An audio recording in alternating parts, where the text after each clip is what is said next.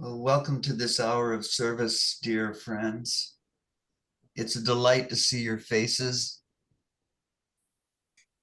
and to know your hearts, to know that we're one in our service to the Most High.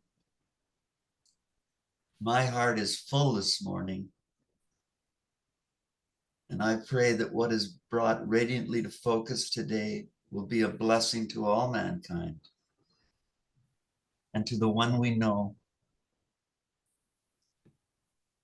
as our Lord and King. I'd like to begin with some powerful choral music by St. Olaf's Choir. May its sweet heavenly harmonies set a fitting tone for our hour together today. So Robert,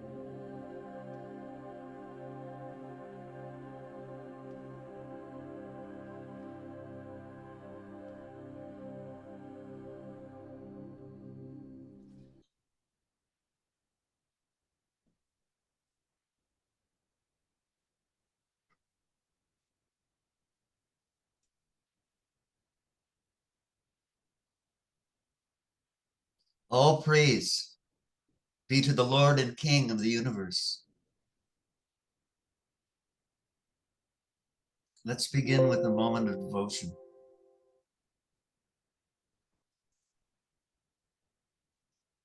Heavenly Father and Mother, we come before you in this moment in all humility as we gather for this service of praise and thanksgiving. We come open-heartedly to thank you for the gift of life and for the opportunity to serve you, to serve mankind and the whole earth in these precious moments. You fill our hearts with love, our minds with wisdom, and the temple of light with your peace. May we be guided by your presence as we live out our attunement with your all-encompassing spirit, with boldness and courage. We would become windows of heaven through which your light may come into this troubled world. That your wisdom and guidance may be released in and through us, in and through this composite body of the temple of light, in blessing to all of mankind. In the Christ. Amen.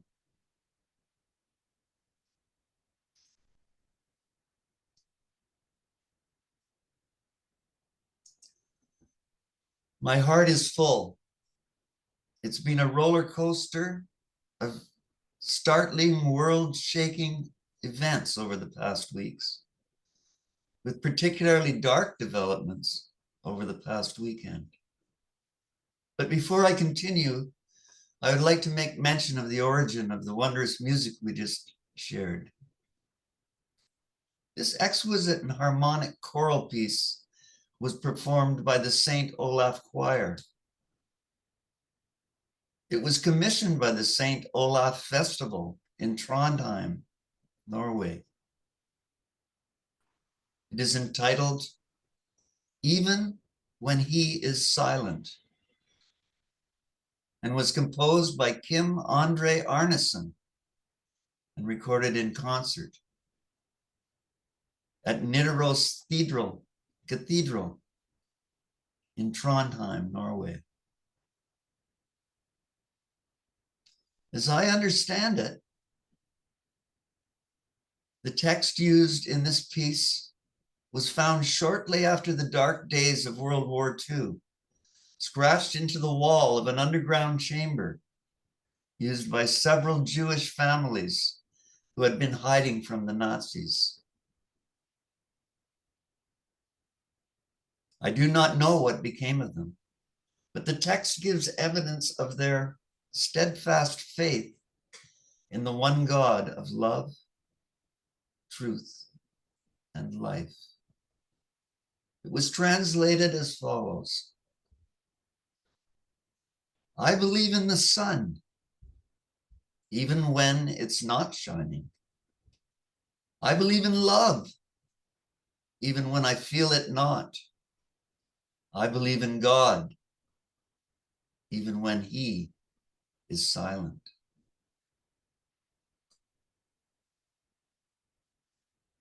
We find ourselves in potentially dark days once again, and the attitude of those who were determined to live through the horror of their day is, to my mind, instructive and inspiring. Indeed, once again, there are human beings now who have been marginalized and are being hunted today as well. Human beings who ultimately are only seeking refuge from suffering, injustice in their own homelands, and wish only for peace, freedom, and a relatively better life for themselves and their families.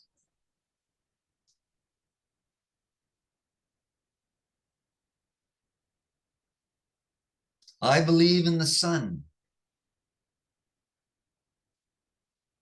even when it's not shining.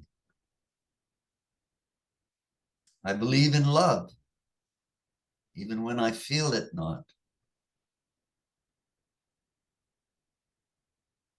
I believe in God, even when he is silent.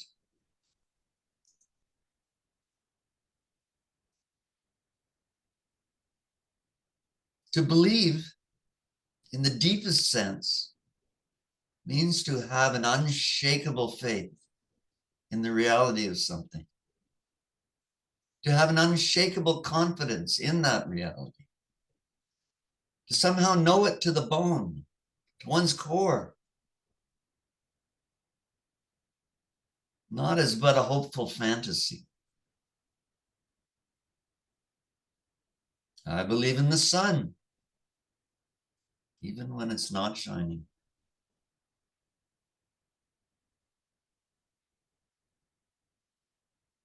The character of the Most High God is an eternally radiating reality.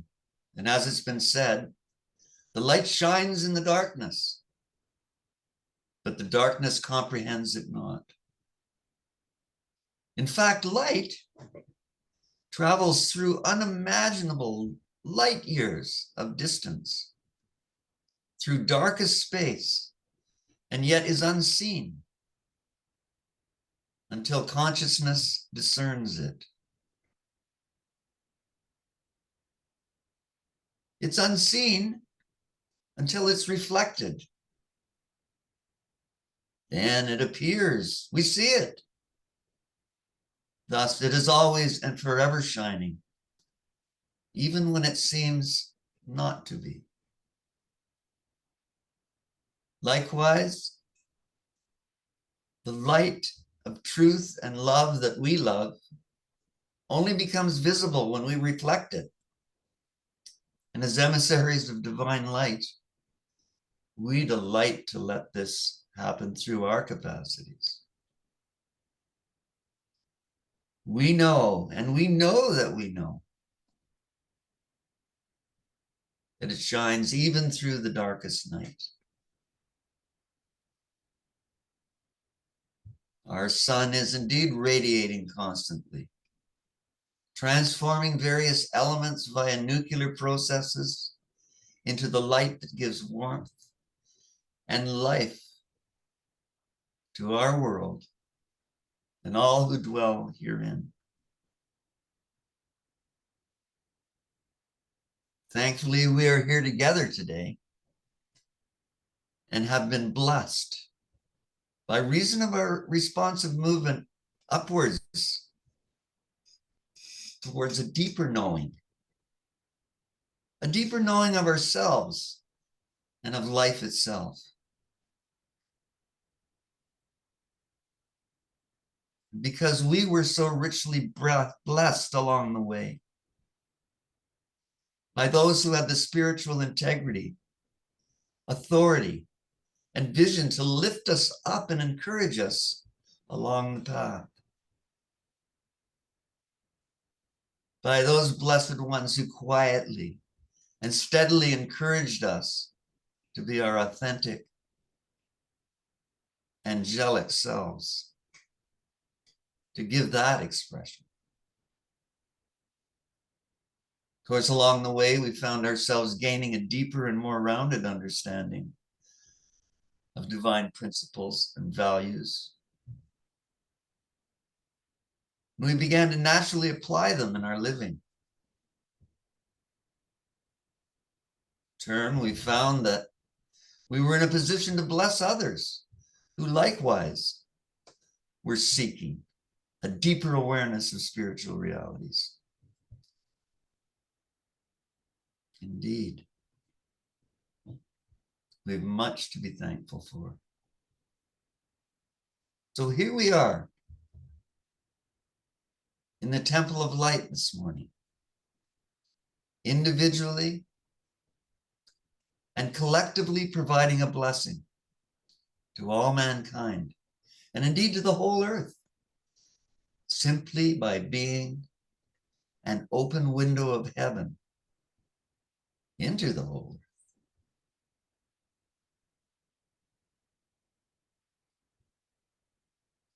we find that our spiritual collective is a vehicle through which the creative and nurturing radiance of the Most High can connect up with and transform everything in and on this planet,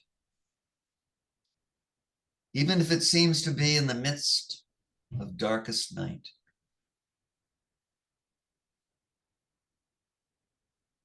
And such radiant enfoldment is certainly needed now at this point.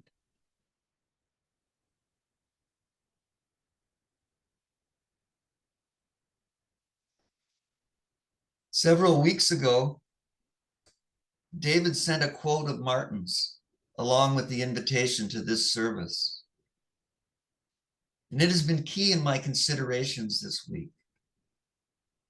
I'd like to read the first two sentences from it, and then we'll come back to it a little later as our service develops.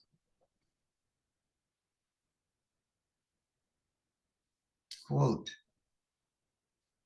world events are the magnified surface evidences of the Spirit of God in action. World events are the magnified surface evidences of the Spirit of God in action. And those who share the voice of the Lord, speaking in his name, are the Spirit of God in action.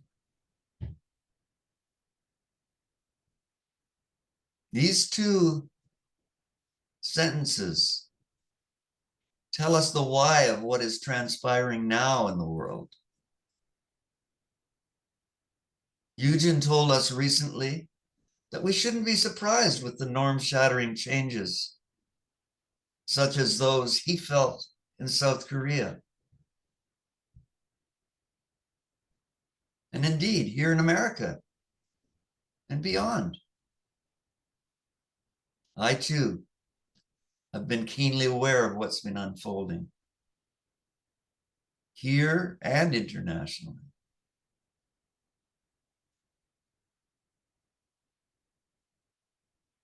And I'm sure that to varying degrees we all have.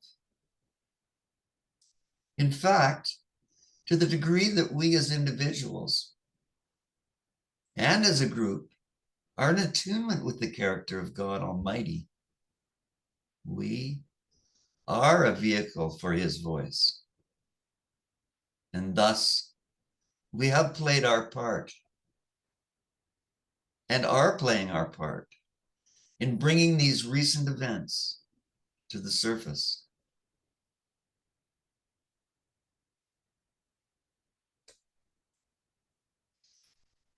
By identifying with the force that is acting upon the world pattern, we are allowing this spirit of transformation to intensify. As Martin stated, world events are the magnified surface evidences of the Spirit of God in action. Let us continue to meditate upon these words in the days to come.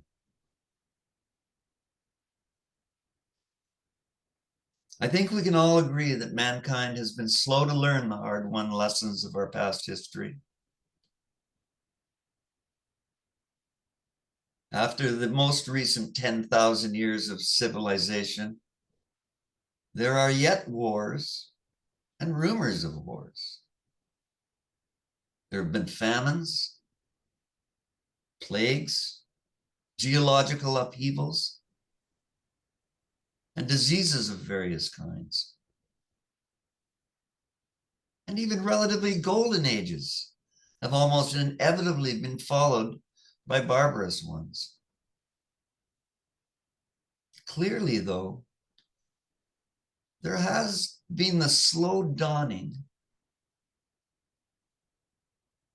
of a widespread acceptance of the need for certain mutually beneficial laws and principles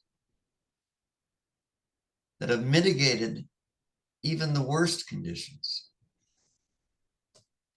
For example, we have Hammurabi's Code, the Ten Commandments, various cautionary tales, myths, and legends from the world around. We have numerous religious writings from all faiths. More recently, there was the Declaration of Independence, the US Constitution, the various Geneva Conventions, the United Nations, the NATO Accords,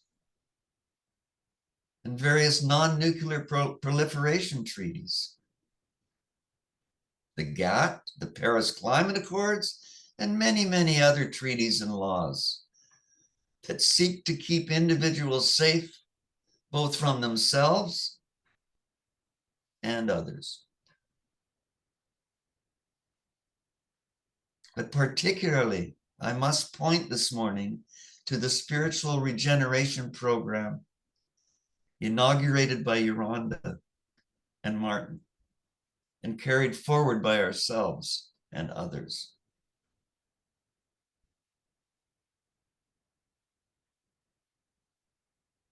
Now, we're once again at a tipping point. Climate-wise, as well as the ever-present lusting after riches, power, and hegemony by individuals, corporations, and countries. One would think that we're almost incapable of learning. However, we know that there's also been a stable, eternal power present, whose loving kindness towards mankind seems to have kept us keeping on.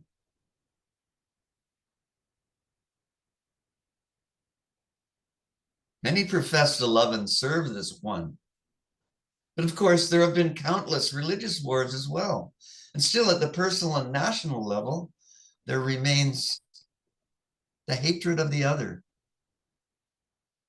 and a callous unconcern for orphans and the poor. Self-centeredness yet prevails 20,000 years after the fall.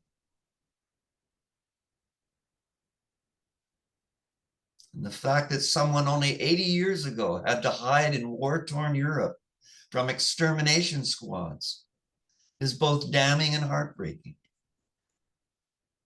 Yet, if one looks at the remains of the Gaza Strip today, one can plainly and painfully see that we haven't come a good deal farther.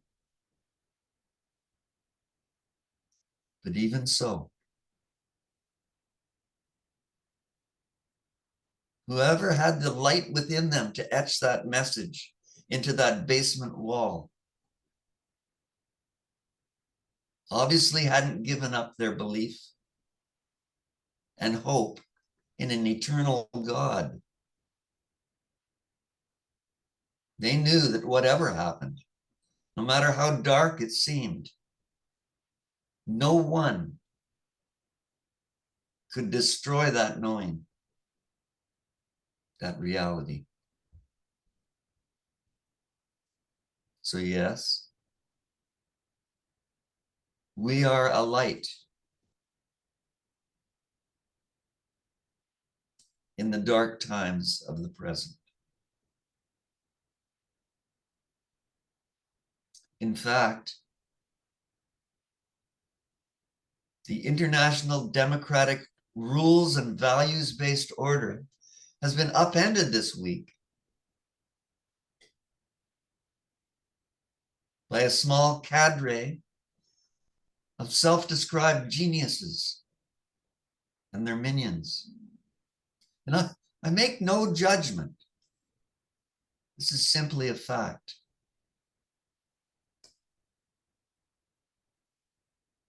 Kim Jong-un mocked. Putin gloated. And a room full of world leaders at the Munich summit this weekend pointedly sat on their hands and didn't applaud either the speech by the US Defense Secretary nor that of the US Vice President. One commentator, taking the long view, remarked that all the developments of late constituted, quote, a dream come true for autocrats, communists, fascists, and oligarchs worldwide. Yes, we indeed live and serve in challenging times. But the sun is shining. There's overwhelming evidence of beauty and love in individuals and families everywhere. Nature overwhelms us with its beauty, with its design.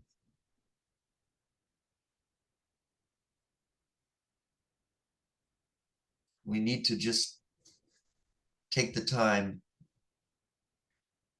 to look, appreciate, to give thanks for the eternal realities. Yeah, you could say it's been quite a week. I'm sure we're all aware of a number of these machinations and the mostly illegal and illiberal overreach being used to carry them out.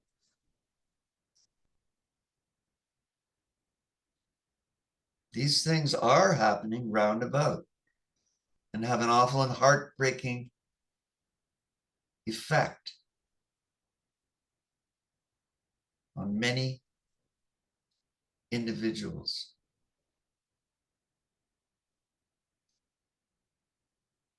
But again, as emissaries, we rightly view things from above the fray, doing our very best not to become emotionally reactive to what occurs on Earth. Of course, that doesn't mean that we don't feel some of these things deeply. Yet when we do, we know how to look up. Our centering is in the maintained heaven, in what we've called the vibrational arc. And we're concerned with only one thing: walking with God. Being so wholly absorbed into his vast majesty and wholeness and the reality of his love, of his divine design.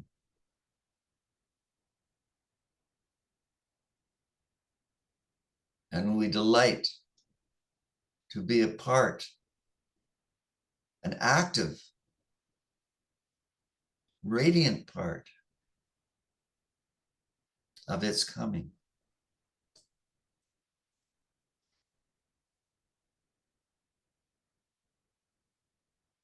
Our approach to such an upheaval is being in position mentally, vibrationally, in order to let his will be done on earth as it is in heaven. To let the light come in, to let it shine round about. And as Martin underlined, at this juncture, it can only be done as there is a collective spiritual body of men and women in angelic identity, connected up with this awesome power. For it is in this coupling that the divine design is extended into the earth, moment by moment. In other words, we either act with the divine design or get out of the way. Any other response is to shirk our heavenly and our earthly responsibilities. Yes, I take great solace in Martin's words, which I mentioned at the outset of our service. And as always, they were and are both prophetic and instructive. And by the way, let me just underline for a moment that the focalizations that Martin and Yolanda hold in the divine design for this planet are present with us in this very moment. We are not alone. They are present here with us in spirit. They've blessed us immensely as we've woken up to our divine responsibilities, and they continue on with us. They're cheering us on, so to speak.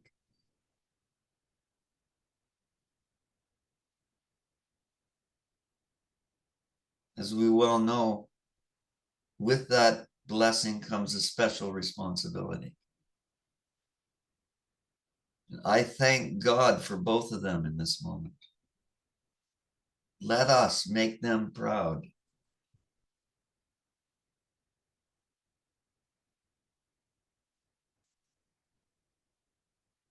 I'd like to read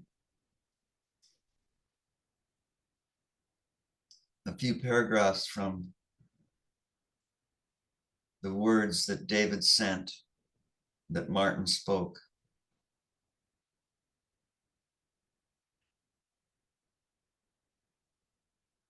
World events are the magnified surface evidences of the Spirit of God in action. Those who share the voice of the Lord, speaking in his name, are the Spirit of God in action. As there are such who have assumed spiritual responsibility, the controlled fulfillment of the creative purposes of God in this world must come to pass.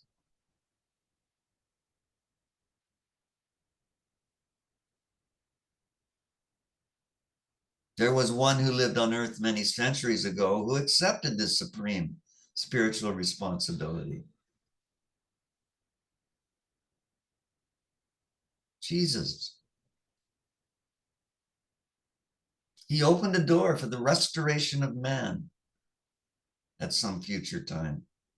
He also made sure that human nature would receive the fullness of the results of its own action, and it would be dissolved. We live in the day of its dissolution.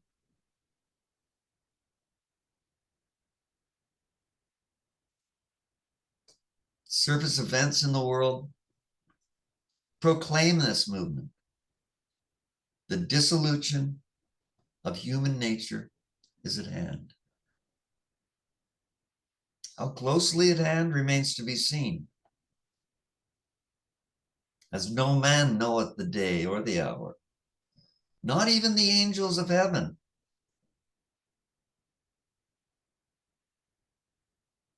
That fulfillment comes as there are those who speak the word of the Lord on earth, who share this voice.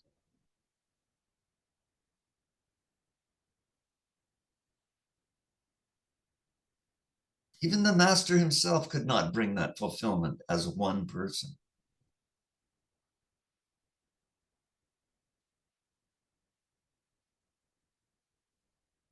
My concern has always been to find those who would share my voice, who would speak with me, that the Spirit of God might be adequately in action in the body and consciousness of mankind on earth. It is provided in this one composite body. And each member of that body must know for him or herself.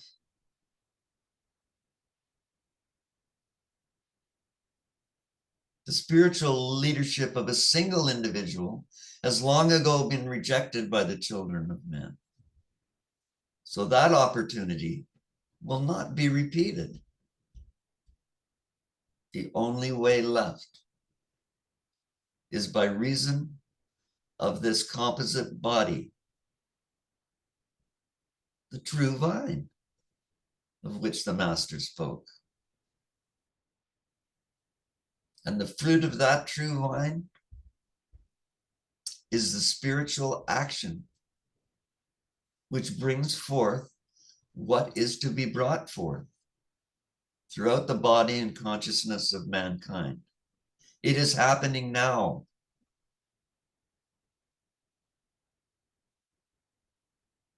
Spiritual leadership and authority is present on earth. Do you think that there are those who are capable of acknowledging that authority and saying, I am the voice?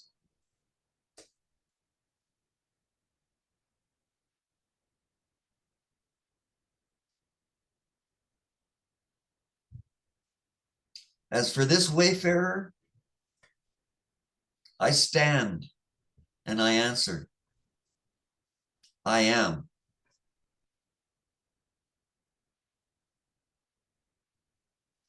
Our Master said, by their fruits ye shall know them.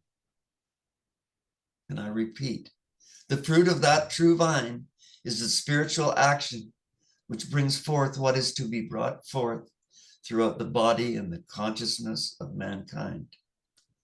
It is happening now. The spiritual leadership and authority is present on earth.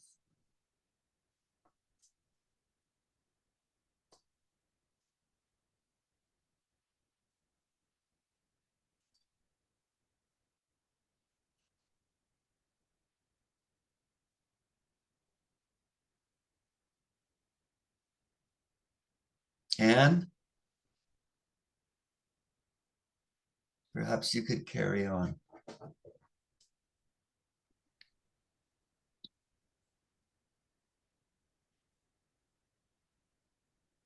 Thank you, Gary. I'd like to move into another mode of articulation next by calling into our imaginations the fact that we are occupying a temple here. We can look around and feel the arches and the high ceiling, perhaps, whatever images. And here we are as angels in this temple. So I'd like to speak that voice that you were speaking of, Gary, on behalf of us all by reading various statements offered by Yolanda, by Martin, and also by myself. And I'd like these statements to be ringing out through the windows, into the heavens and deep into the earth as we listen to these large thinking men and women.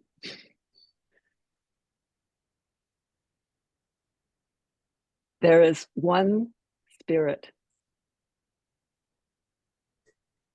We could identify that by using the word love. It is present because of the one primary substance. The primary substance, which is love, is not substance as substance is known by the human mind, but all substance is love.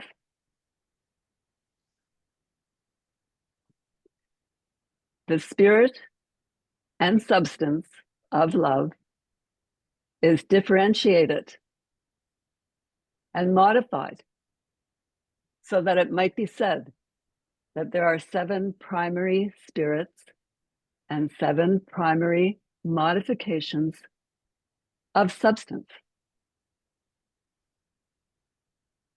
There is, in fact, only one substance and one spirit, even though that substance may be modified in various ways, and that spirit may be differentiated in various ways, but it all emerges out of the one unified heaven and earth, spirit and substance. The reality of love has remained almost entirely beyond the veil.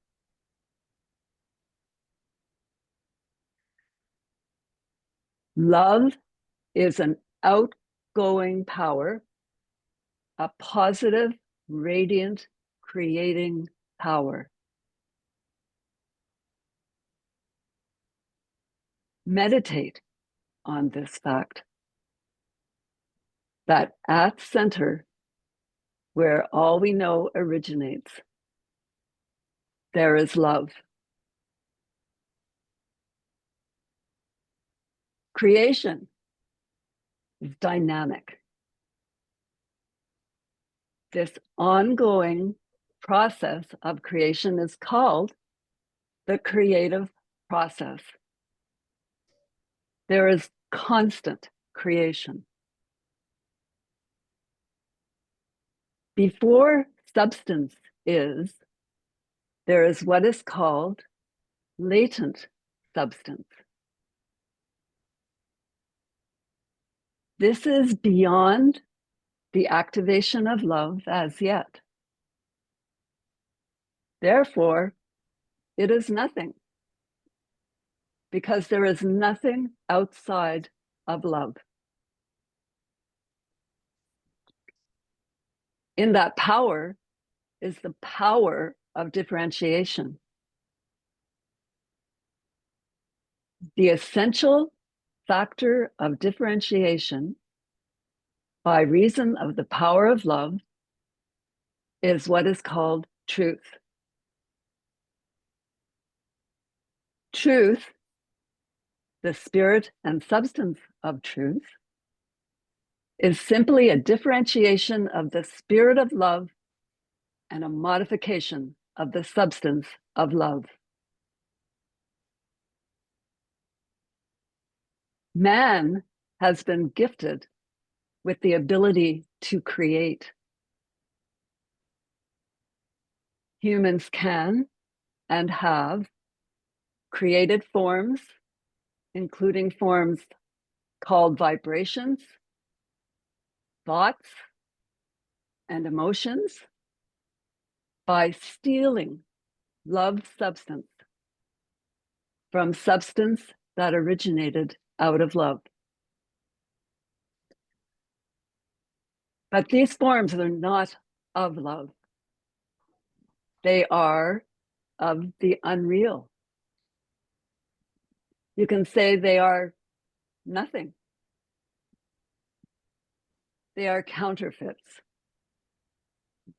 They are not true differentiations of love. In that nothingness of unreality, human minds discover imaginary things to be known.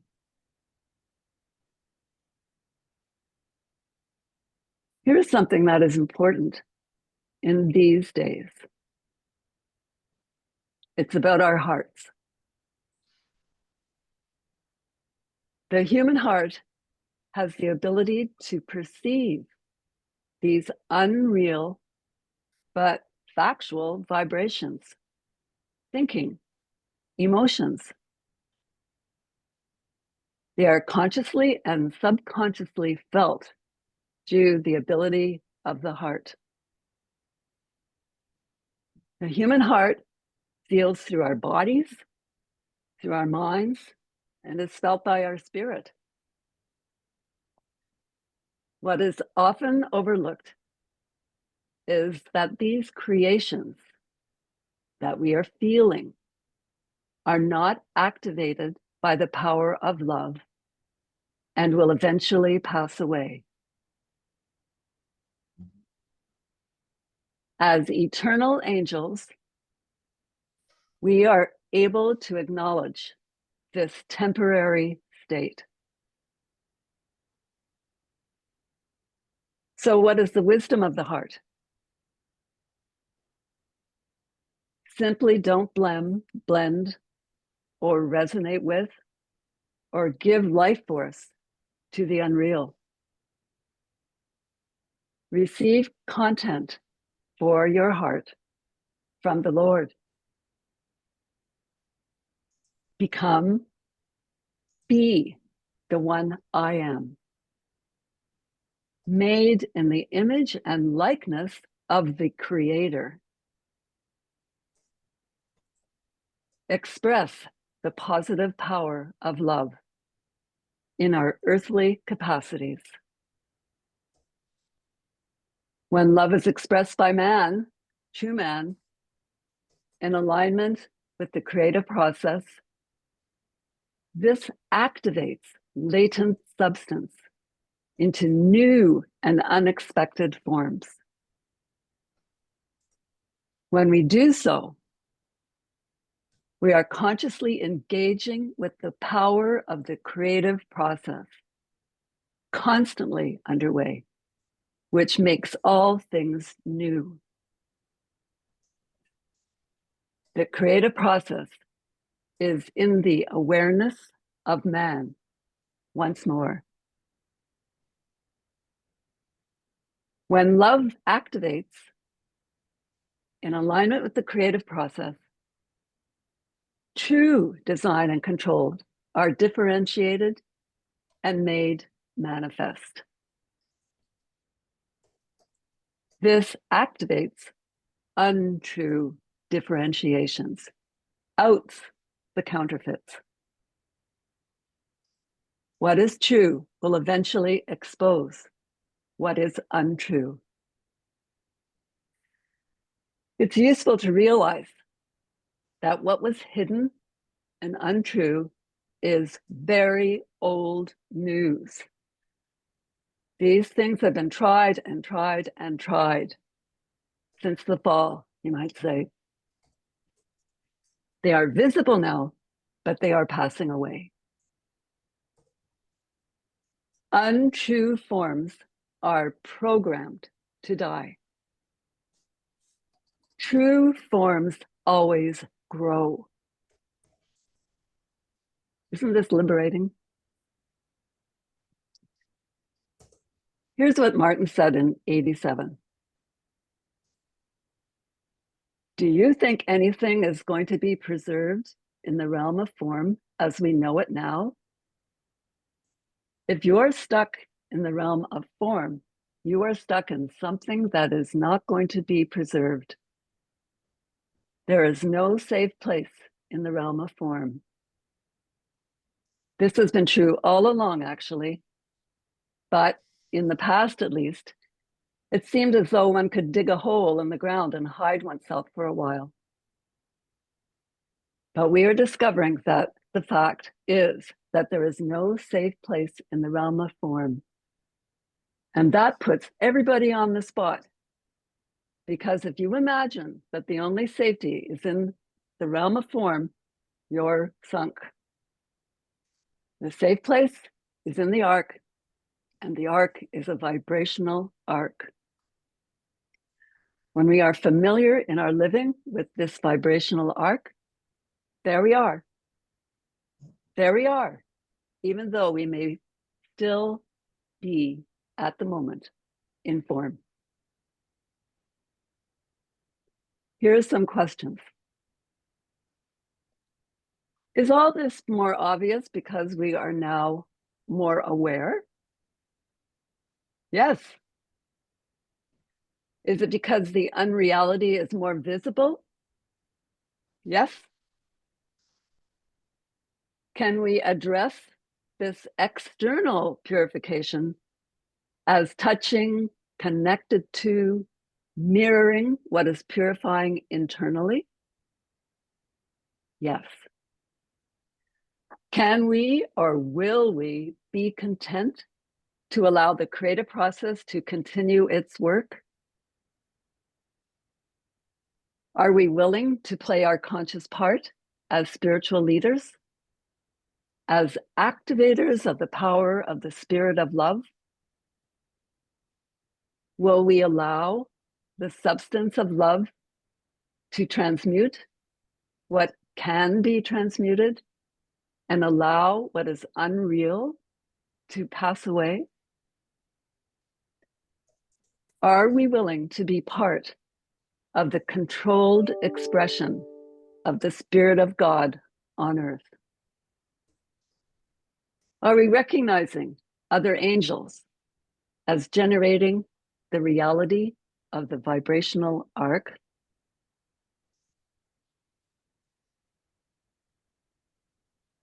So these thoughts, these words, this reality is going out right now because of each one of you who have the conscious awareness of these matters, of these realities.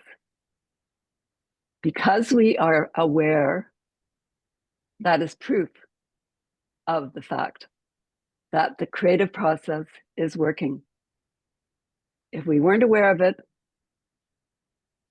we wouldn't be participating in it. And that's what we're here to do.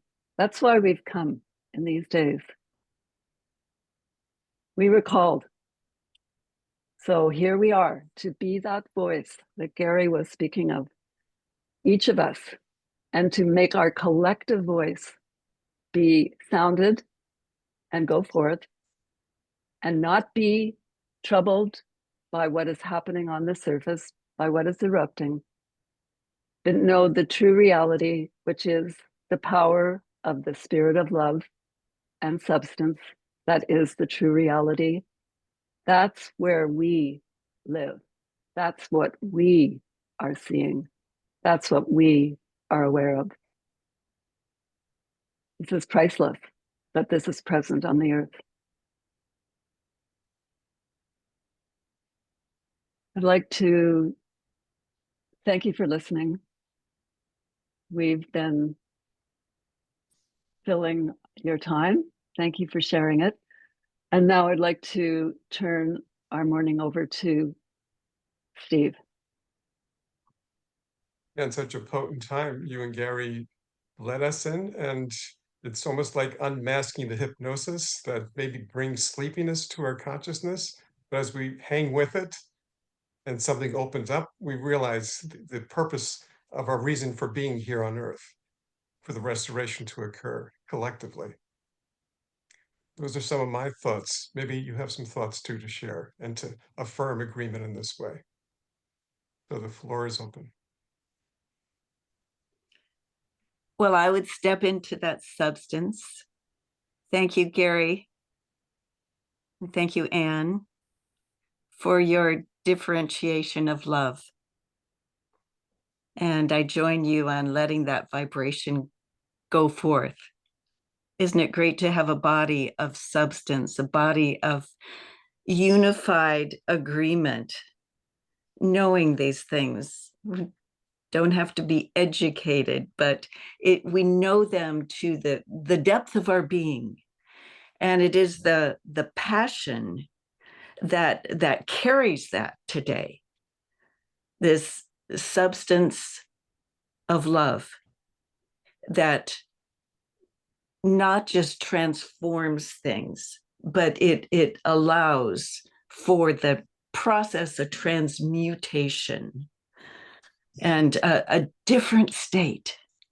And so how important it is, as you've said, not to buy into all these disruptions and things that could be a distraction. Oh, look at this in the news and that. And the central way of love, the powerful way of love made manifest through our agreement and differentiated through that and through our living, generating that substance every day and every moment of opportunity. Thank you. It is so easy to be in agreement with the truth, and the truth reigns in each of us as we live our lives as we have been taught for many years, in awe and by being inspired by the Word of God. That's what brings us together. And that's where the power is. And that's where the light is. So, my friends, let's be together in that. Yes, I too want to voice my deep thanks for the strength of the radiation, Gary and Anne, that you've offered, and that you chose to speak directly into what is happening in our world right now and not avoid it. All that you have expressed of what it is that we are here to do, I know deep in my bones also. And I just want to share that yesterday, as I was unpacking many boxes with an aching body and listening to particularly what was happening in the meetings in Europe and commentaries about it, as well as some things of conversation in the US, among US senators, I was actually heartened, and I had a different perspective than I have had, that what seems to be an imposition and bullying, rather arrogant, is actually calling forth strength in those that have it, calling forth their mettle and their willingness to stand for what is true. And I think that is part of this large creative process where the world is letting dissolve what is unreal. And what will be left is, as you described, Gary, we even see so much evidence of it now, the beauty of nature, the beauty of our Lord's design. And I imagine sometimes people in Gaza, they don't have that. They don't even have the beauty of nature to look at. Can we retain that confidence in the midst of what might become even more stark? I think so. I know I can. Thank you very much for this very powerful radiation together. Thank you.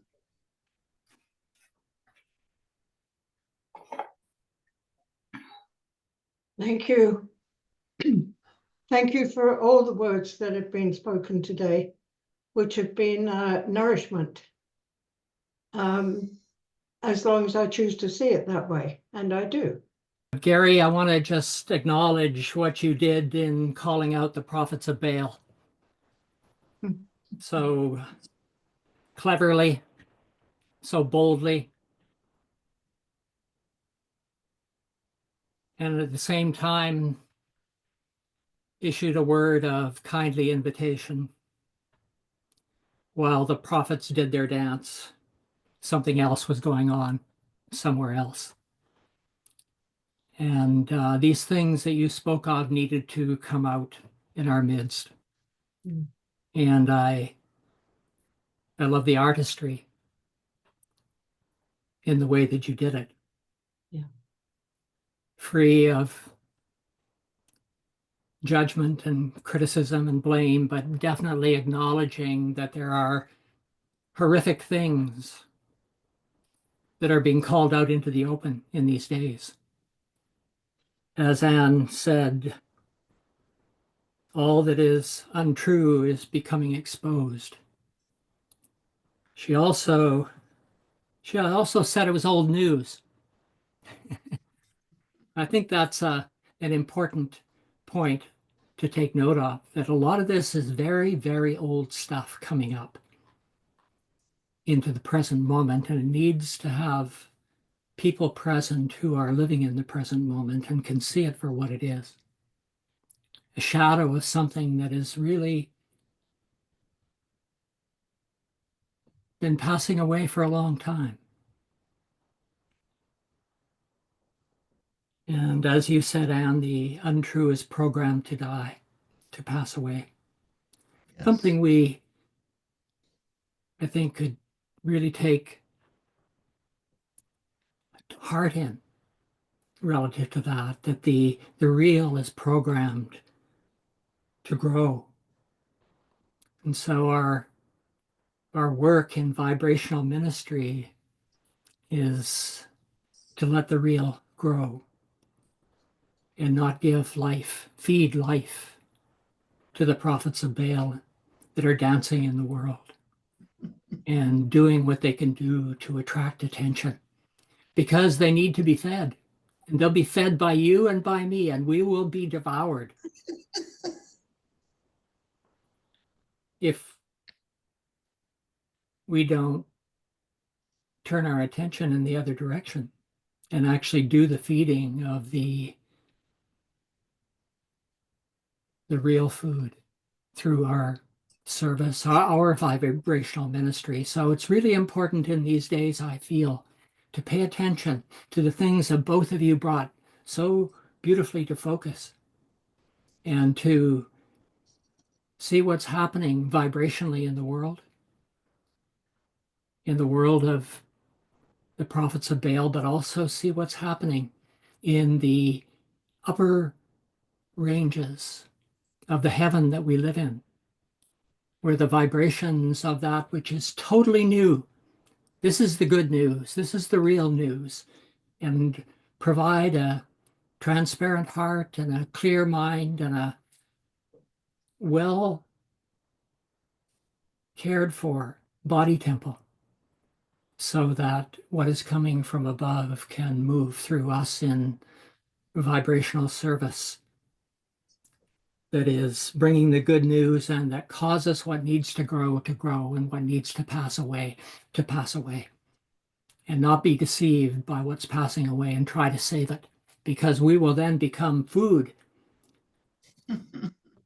for Moloch.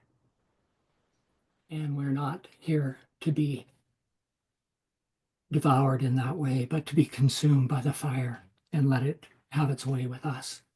So beautiful. Absolutely. To have this time to be together, exploring these things, facing facts, the facts of the outer world that is passing away, and the facts of the heaven that is coming, the new heaven. I'm really grateful for you both and what you did here. Thank you so much, David. Brothers and sisters, I want to thank you for your patience, your indulgence. And I'd like to finish with this. No matter what goes on at home or internationally, let us take comfort in the fact that the law works. Let us walk with God. Let his power, glory, and justice be in evidence through us. For as there is this flow through, touching all those things, the outflow of divine blessing overpowers and dissolves all that would dare usurp his eternal power and use it for their own selfish and deluded ends. So as we live upon the rock of reality here together, we know, and we know that we know, we walk with the Most High as his servants on earth. We trust the foundational laws of the cosmos, absolutely. In every moment, let us continue. Let us continue to let this knowing give evidence of integrity and common decency and love for our fellows. And thus, his love is active and it's in expression on earth because we are all magnifying it. So praise be to the Most High. My love and blessings to all. And do you have anything to say? Thank you. I'd like to say something before we close. Go ahead. I feel like a very important direct action was taken today through the two of you principally and through the comments shared. And in a way, the gauntlet is thrown. And Gary, you said we live in the days of the dissolution of human nature. And Anne, you spoke the words of Martin, there's no safe place in the realm of form. And do we think that, well, the world as we have known it, the forms as we have known it will be preserved? Do you think that? And his answer was no.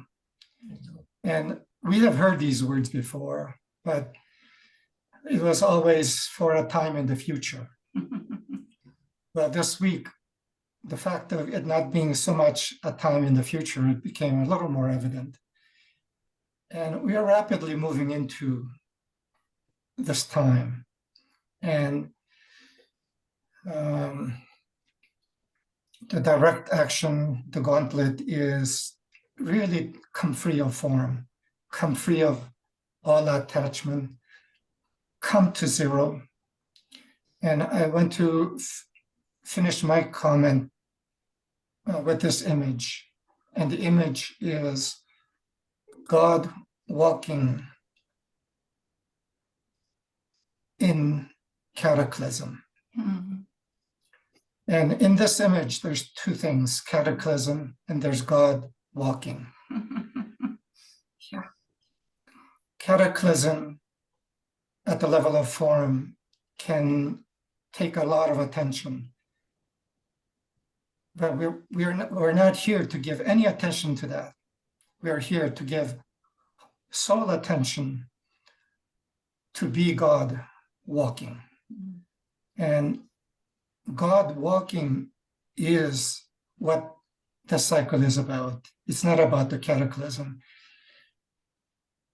Let's let all concern about cataclysm be gone, and all concern be to be God walking. And this matter of God walking, as Marcia spoke about these, I guess, European leaders, in a way, coming to a greater place of courage in themselves.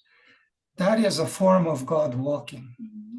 And as we at the very core, spiritual core, are God walking, then those further out will feel the presence of God walking and will be strengthened to be God walking on earth in the midst of whatever levels and forms of cataclysm they are.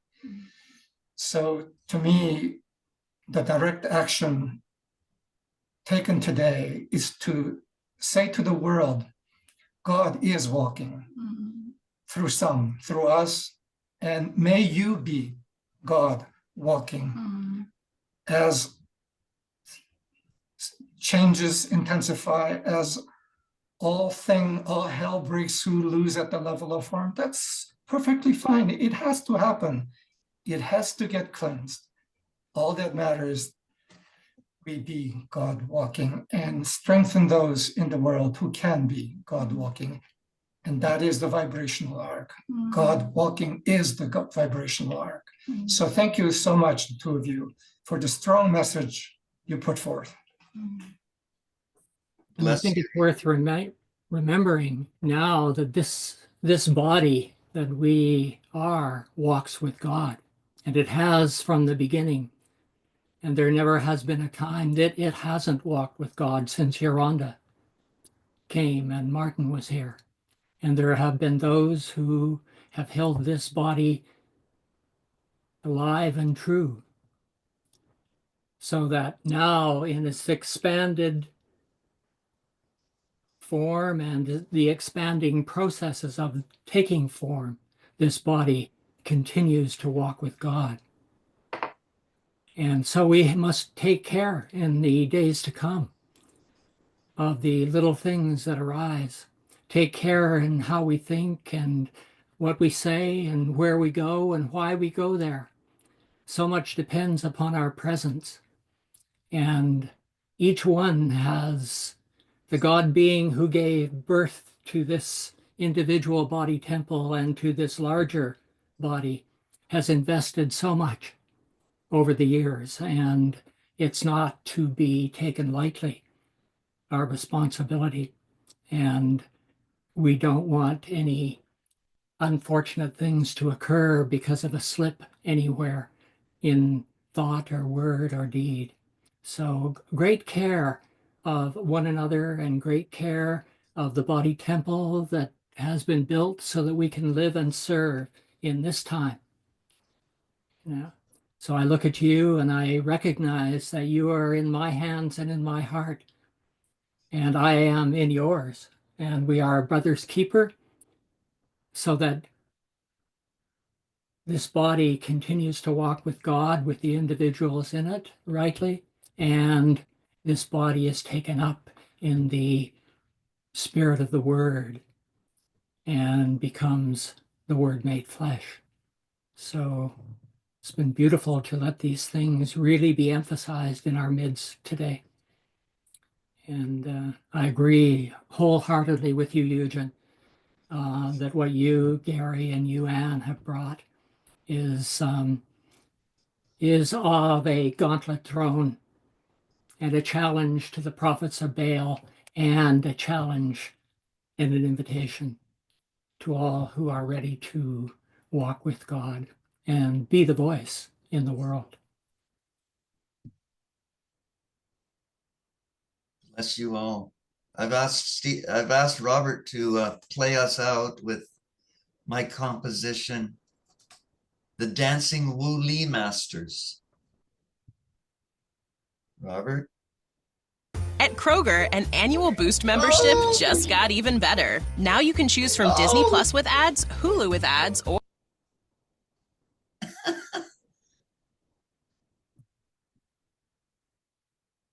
The world tends to intrude.